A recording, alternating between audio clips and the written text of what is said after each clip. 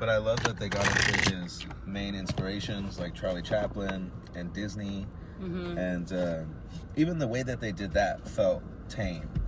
Just by basically alluding to Disney, like Peter Pan and then just Mickey. Yeah. You know, like, and then Neverland. But that was clearly like a huge, huge thing for him. And they didn't even get into Neverland, like the actual creation of his fortress. But they foreshadowed everything. But I would like to, like, at that time when he was really feeling the need for independence, that he was creating the Off the Wall album, like, what was he listening to? Like, if he was being driven around everywhere, they touched on Studio 54, but like, and they touched on the ice cream, you know, they touched on these little things. I don't even know what those. Just those that are like references. Or? Studio 54 was a main club that he would go to. Michael loved sweets. They showed that throughout the whole film. He's always eating ice cream with his mom. He's asking Bubbles if he wants ice cream. Right. Basically, the whole thing was he's a kid, right, at heart, and that's Peter Pan. And that's exactly what they were pushing hard throughout the whole film. Even in, like, the almost last scene of him in the hospital after the hair thing, big old pan to Peter Pan. Yeah. You know? And so that it felt like they focused on Michael was great, fucking amazing, right? Michael's dad was trash, and then he was like a kid. Yeah. Those were like their three main things that they wanted to hit on. And then everything else was just kind of in the background. Which is cool, you know? And I like how they got into like him making the music videos, and to just even like have an idea of what that would be like to be in the room where Michael's like, here, let me try this. Yeah. Can you get my jacket, please? You know, and then everybody's like, oh shit, Mike, what up? Yeah. And I never really connected watching Beat It as a kid. Like, as a little kid in 5th grade, my friend Sean showed me the music video, and it was so dope seeing Michael come down from his bedroom, and there's that little diner scene, and he's dancing on like the diner counter or whatever. And then I just thought that those dudes that he like met up with were just like TV gangsters. Like, right. I didn't think that this video had any significance with the Bloods or the Crips, Yeah. or that they were actually Bloods and Crips. Right. And then to think like the amount of clout that Michael would have had with all demographics, the fact that Crips would be like, yo, like, Mike, can I get an autograph? Or like, what's up? It's for my sister. You know, and then so like you see Michael's greatness from every single angle, and you see it rise from a little kid. I think it was so smart to start there too, with all those songs, and then they just hit you in the face because they're so good. Every single one of them. Banger. Banger. And that little kid actor too, who played young Michael, he killed it. Yeah. From dancing, you know, on the carpet, to being on stage, to the recording scene where he was moving his feet. Yeah, that was cool. I had never heard that. Right. And then to think about, like, they were like restricting his self-expression a little bit, at least in that way, and then you see him on the MTV stage or whatever playing Billie Jean, and he's fucking moving his feet and just expressing himself to the fullest. Yeah. And that shocked the world. And then it was cool how afterward he was like, I was supposed to stay on my tippy toes longer. Yeah. And that was like the greatest performance ever. People still talk about it. Yeah. And we weren't even alive. And to think about all the people that are remembering. Right. Actually, those experiences that they had. Like, oh, I used to date this girl. She loved Michael. Like, we watched that together. Or my sister, or I love, or my mom. And then Michael being on the radio, I'm sure. Oof. And Michael just coming out with all these bangers. Like, Off the Wall was great. Like, to think about this, it'd be like if Justin Bieber's solo career was like 10 times what it is. Yeah. Not hating on Bieber at all, but he doesn't have like. I think that's even credit to Bieber. Right, but that Michael had everyone by the balls. Yeah. Everyone. You're not gonna dance to Billie Jean. Yeah. Or if you're the dude that's like, nah, that's whack. Like, all the girls are dancing. Everybody's having a kick-ass time. Crazy too to see that they weren't trying to put him on MTV, like, just that whole thing. Right. I never like recalled Michael experiencing any racism ever. Right. Just, I don't remember it. And I was something that people don't know, I was a huge Michael Jackson fan as a kid. I had posters in my room on my ceiling, creepily, because my dad was weird. But yeah, I used to be a big Michael fan, and I don't think I realized that like his music kind of just makes things feel like makes it feel like anything is possible. Like leaving this movie, I felt like a kid. I felt like really like joyous and like I want to do backflips or something. Yeah, it was it was inspirational, but like just all to Michael's credit, like his drive, it was his vision. It's interesting too, he doesn't necessarily stand up to his father like face to face or directly like he always wanted to or said that he was going to, at least not in this movie. He stands up in other ways, and obviously he makes these decisions, but I thought that he was gonna like move out at multiple times. Multiple times he didn't move out.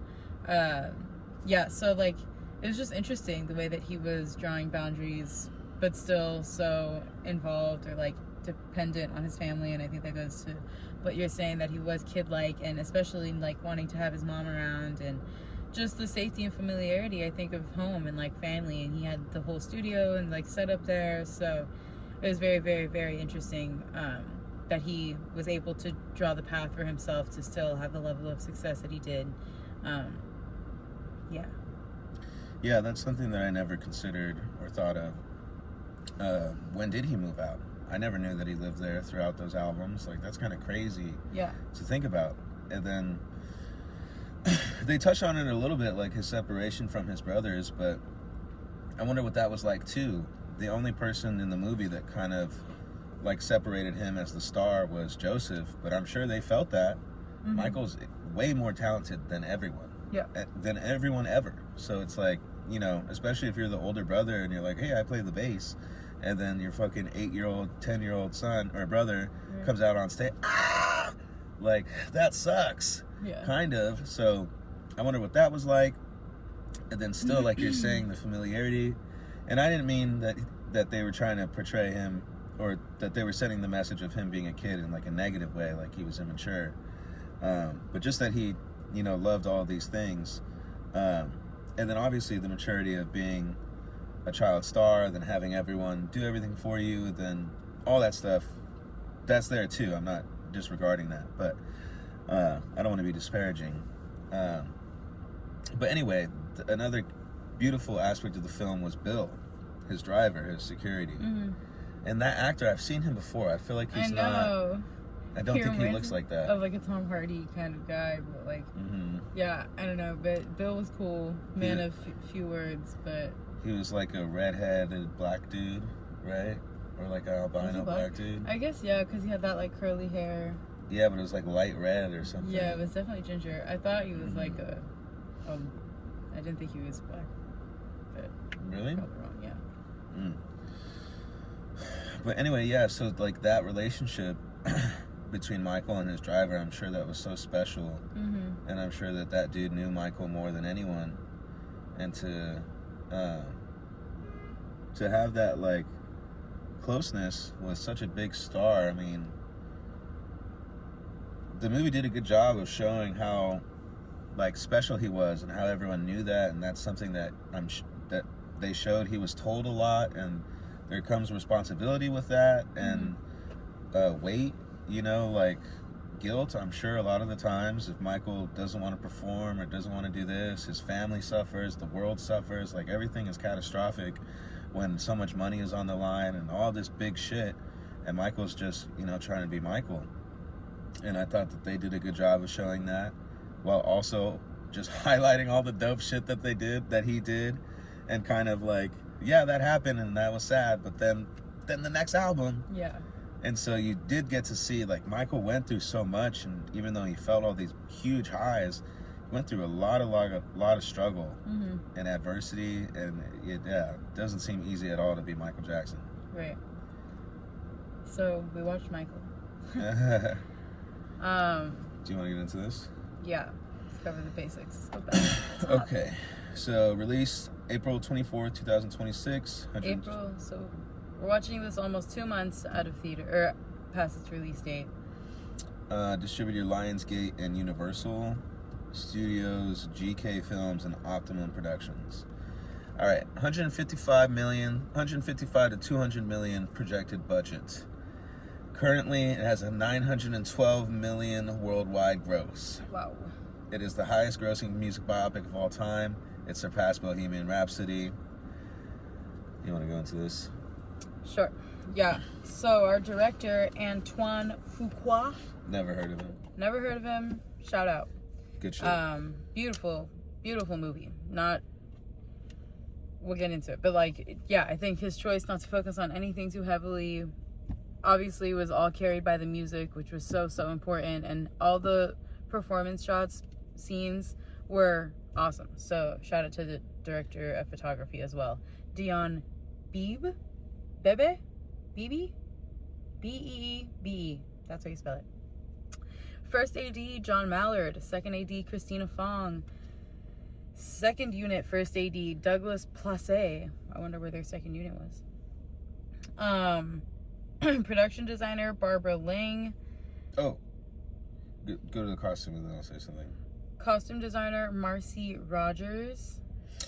So I wanted to point out Miss Rogers because I thought not only, and I'm sure there's pictures of Michael all over wearing whatever, but besides the iconic shots of him wearing like the Beat It outfit or the Bad outfit or whatever, the Grammy outfit, iconic. What was the Grammy outfit? That like black and gold bedazzled like fucking big ass jacket that looks like British royalty. Oh yeah. All of the casual shots of adult Michael just wearing not like casual, but just wearing his regular attire, like having his own swag, I thought was beautifully done. When he's shopping for his lawyers and he has that like cloth, it's like a tie, but it's not tied like a tie. And then just seeing him like wear like button-ups or whatever, like all that was so dope. And everybody else looked amazing, and all their stage costumes and all that shit. Obviously she had a lot to go off of, but I thought that visually everything looked amazing. Young Michael, like that made it look so fresh, like so cool to see him look cool, not in outfits that we've already seen him like all the time, if that makes sense. Totally. Yeah, his makeup was really well done. God, certain shots he really looked like Michael. I mean, a few times, like 3-4 times, I was like, wow, like, oh, you could feel it. It was crazy. And then one of the ending shots, or the bad shot, right, where he's covering his eyes and it's like the last shot of the song. So good. So good. The sound guys, Ed Novick and John Warhurst, I think are the last ones that I wanted to say. And then, of course, shout out Jaafar Jackson. He killed it. It was honestly the only part I think that kind of we giggled at was when you first hear him talk. It's so like, geez, like it's hard to process or whatever at first, but I think that that's genuine, and like that is how it was in real life too. Because you get used to it, and then it just is who he is. And there were times where he sounded a little bit more serious. Case in point, when he was lawyer shopping, or that lawyer scene was very cool. He was more serious, a little bit more like you could hear it in his tone of voice, but still nice, smooth. That whole scene was super cool. Trying to pick the name of the album too. That was dope. Yeah, and then the Thriller scene honestly was the only one that I felt like wasn't as cool as I wanted it to be. It was still super dope. Them filming the video? No, the filming of it was cool, and like the pausing, like that whole thing was cool. But it just, like, the final main shot that we got didn't look like the music video as much as I thought it would, you know. But they did great. I'm not saying like it was bad or whatever. It was all fucking fantastic. And then I think they immediately followed up with the bad scene or song. So, and I think that one was my favorite one of the movie. No, after Thriller, it was they show Billie Jean getting on stage. Right. So that one. Yeah, and that one they did really well. Yeah. And every performance, this is something we were talking about just before we started filming. We saw the Amy Winehouse biopic like a year or two ago, whenever it came out. Yeah. And actually it was a while ago because we were in San Jose. Anyway. Right. And all of the singing scenes, all of the musical performances really just killed it for us. Just took us out of the story and it was just all these like close and extreme close-ups on this actor chick just singing. It just wasn't cool. And the way that this movie did their scenes, and credit to Jafar, I think probably like 90% of it is to Jafar's credit. But man, they sold it. The music was banging, and I want to take the music out of it a little bit because Amy Winehouse's music is great. Totally. It's beautiful. It's fantastic. Michael's a different arena, but they could have done that a lot better, or at least Michael didn't feel at all like the way that those musical scenes felt. I think all of the performances in this movie made the film, and it made people feel the most, and it was like backed up by the story and like Michael as a person, as a human. But what everyone's attracted to is the music and the dancing and the art. Yep. And they did a beautiful job of like just reminding us and putting it back out there. Yeah. And another thing that I realized too is like it's just timeless. Yeah. It's just timeless. His dance moves, whether it's Jafar or Michael or whoever, like if someone's doing it well, then that shit is money. We want to see it. His music, fuck.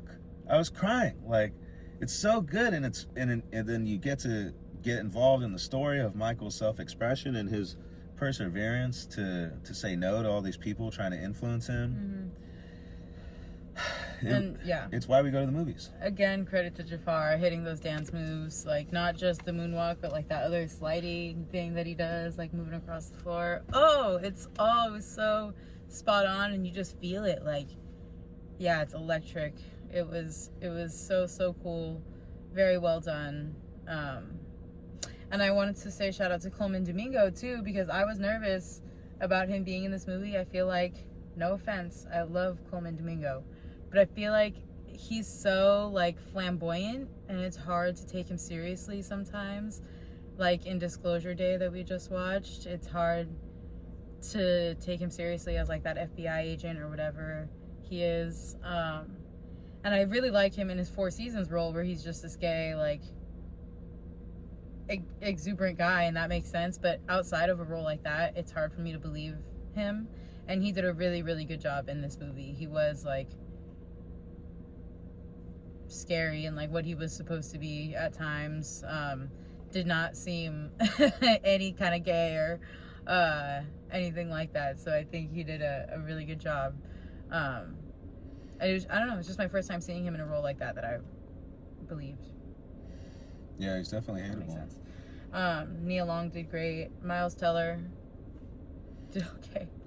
Miles Teller surprised me. Yeah. And initially when he has that scene in the conference room, and he's like, too much family. I'm your guy. I was like, all right. But as the movie went on, and you really get to see that Michael's team cared for him. I mean, at least... Didn't his lawyer, wasn't he the one that gave him all the drugs? Oh, shit. So is that the guy? Jeez. Whoa. Then they portrayed him in a really weird way, because you really felt for him, especially at the end of the movie when Michael's in the hospital and he brings the Mickey Mouse and he's like, all right, I'll see you tomorrow. Right. Like, you feel like a deep sense of camaraderie and like care. Like you trust that. Oh my God. That truck just backed right up into that car. Wow, totally did. Looks like the car's all right. Yeah. You feel that they have a deep... I'm sorry. It's totally this guy's car, too. Wow. Okay. We have to just not pay attention. The whole hospital scene, the lawyer, putting those dots together. I feel like they have a deep sense of camaraderie. Yeah. And you feel like the characters care for each other, and therefore like you feel safe with Miles Teller's character. And I was gonna say, to his credit, I felt that warmth in his character portrayal, so I liked him actually. And there's a lot of movies where I fucking don't like Miles Teller, or at least his character. Yeah. Yeah, like that Top Gun energy I can be so tired of. So yeah, credit to him. And then really it felt like there were no other actors. Felt like it was Jafar only. Like the young kid also. His family. Yeah, and then Bill. Shout out to Bill, whoever played Bill. Yeah, we gotta find that guy. He was cool. Okay, hold on. We're gonna do that, then we're gonna end it, I think. Oh, and then there was that studio executive. That was cool. That whole phone call of him getting him on MTV, right? Oh yeah, that was cool. If you don't play Billie Jean, you're gonna pull every single CBS artist from your label, and you're gonna put them all in a plastic bag and wrap it in whatever and shove it up your ass. Yeah, your butt. Mm-hmm. I wish they would have went more into Quincy Jones. Yeah. Kind of just made him seem like the coolest black dude ever. Yeah. Just always sipping whiskey and like, all right, after the second chorus, do this. Like, you know, Quincy was everything. Quincy was everything. Quincy was everything. Mm-hmm. And Q, it was cool how Michael called him Q once. Mm. Like, this was the coolest motherfucker ever, but we could have spent like, 2 more minutes on him. And then the first producer, engineer, or whatever that Michael was working with as a young boy, the way that he showed care. And then right from the beginning of the movie, they're foreshadowing Joseph being like a fucking villain. Yeah. And yeah, I just thought that was an interesting route to go throughout the whole film. Dad is, this dominating figure. Not that he wasn't, and not that they shouldn't highlight that, but just, I don't know, right.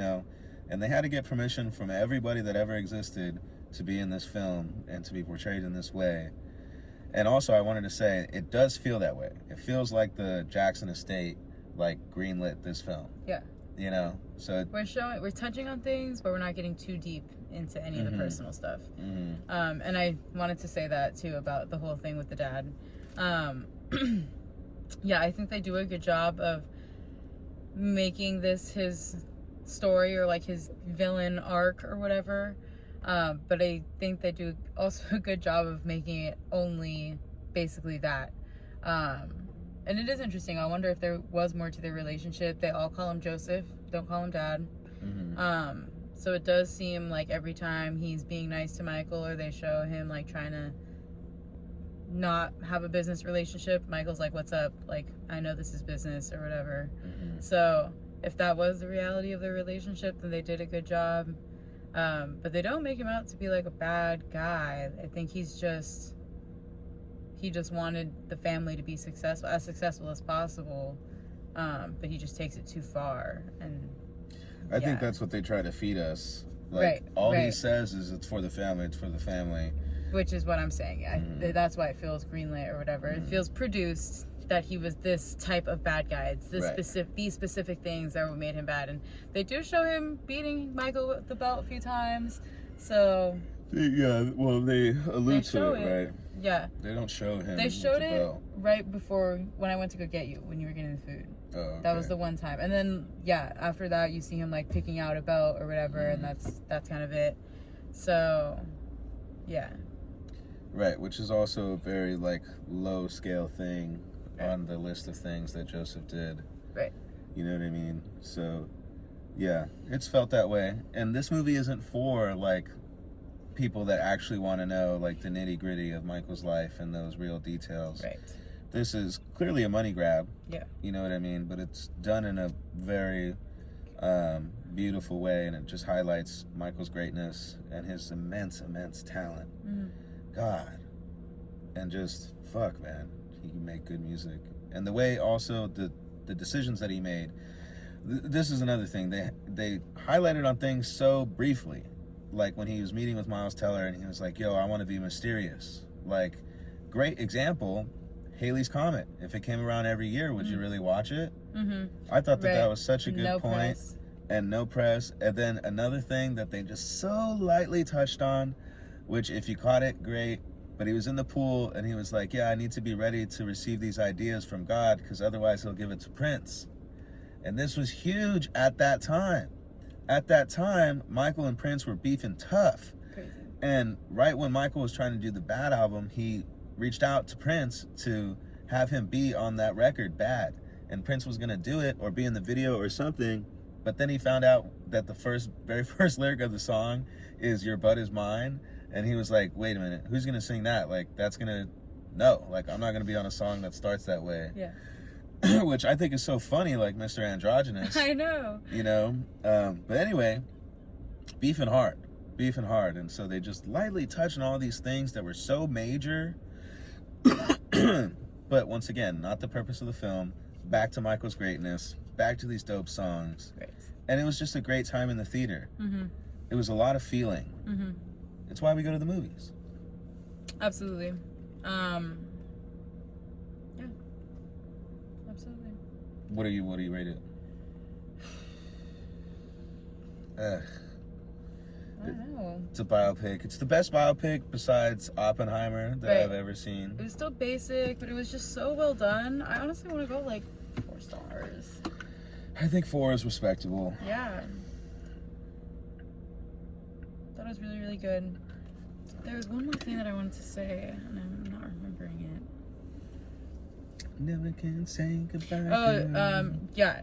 Also, like, all the transition scenes, all the music in the background was a lot of his music just stripped down or broken down, which is really, really cool. Yeah. Just a small thing that I just really liked. Like, when he was having a conversation with his mom, and she's like, I'm always here for you, like, no matter what. I think when they're in the hospital or something, and she's, like, apologizing because she feels like she didn't stand up for him or whatever. And then it starts playing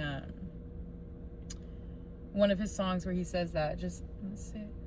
I'll be there. That song starts playing, like, a strip version in the background, and I'm thinking that that's where the inspiration for those tracks might have come from.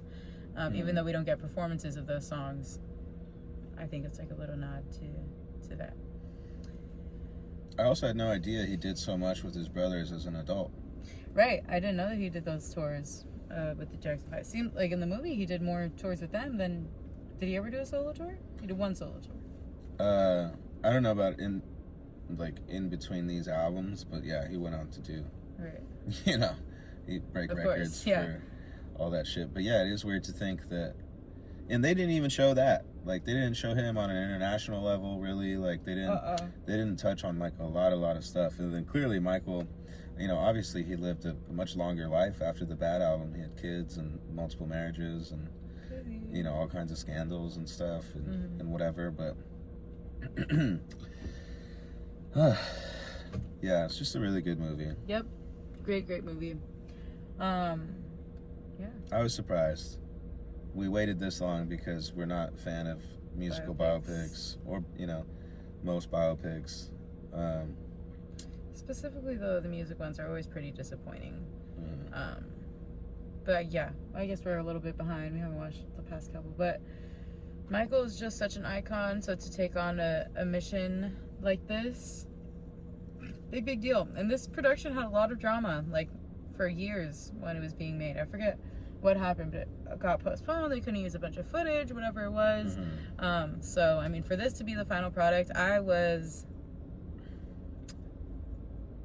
hesitant is the word I want. Skeptical is what I'm thinking of. And for the true fans out there, if you notice, Janet Jackson was not in the film at all. Her name was not mentioned. It was only LaToya. LaToya was an EP. Jermaine and Tito were EPs. Prince, Michael's son, was an EP. Diana Ross was not mentioned in the film. I saw somewhere that she specifically requested through legal factions or whatever that she would be excluded from the film. What did she? Diana Ross met Michael allegedly as a kid and groomed him, played on his heartstrings basically throughout his whole life. Crazy. And I think that she was on The Wizard of Oz with him right before he did Off the Wall. And she was just a major influence and low-key kind of fucked with Michael throughout his life. But was a huge influence for him. Right. Musically, artistically, romantically. So anyway, there's some history there, probably some fuck shit. And then I have no idea why Janet wanted to be excluded, but she was. Right. She was not in that bitch at all. Yeah. And, they had songs together, all that stuff. Especially during those albums, Janet was growing up. She would have been in the house, she would have been everywhere. Absolutely. Yeah. So that was really interesting. Right. So so also what you were talking about, the script got denied or something, right? They had the first thing and then it was greenlit and then they were like, no, you gotta rewrite it. I don't remember what happened. I don't remember if it was a copyright thing and that's why they split it into 2 movies. They didn't want him to use certain albums, or I don't remember. We'll have to. I think it was the Janet Jackson thing, actually. Maybe. I think it was, yeah. Sister doesn't want to be in the thing. We got to rewrite a bunch of stuff. Yeah. And then all the training that Jaafar had to go through to do this, like, insane. He had to become Michael. Yeah. It's going to be like Austin Butler now. Just kidding. Hey, guys. Just kidding. At least he's related to him. At least he naturally looks like him. God, Elvis was comical. Like, that's what a typical biopic, I think, is. It was like a funny retelling of Elvis. If they had done Elvis like this, it would have been a different conversation. I'm sure they can't felt have that Tom way. Hanks in it, and you can't cast Austin Butler as fucking Elvis. He's so not Elvis. You need somebody with the big chubby cheeks, like Miles Teller. Maybe. I bet you, yeah. Honestly, maybe. Bet you could have been okay at it. Anyway. Or Elvis's nephew. How about that? Yeah. No. Anyway, yeah. Like and subscribe. Like and subscribe. Catch you next time. What movie should we watch next? Comment, anything. We'll respond. No, I don't have anything. I don't have anyone to shout out. That was Michael. Shout out Pat McAfee.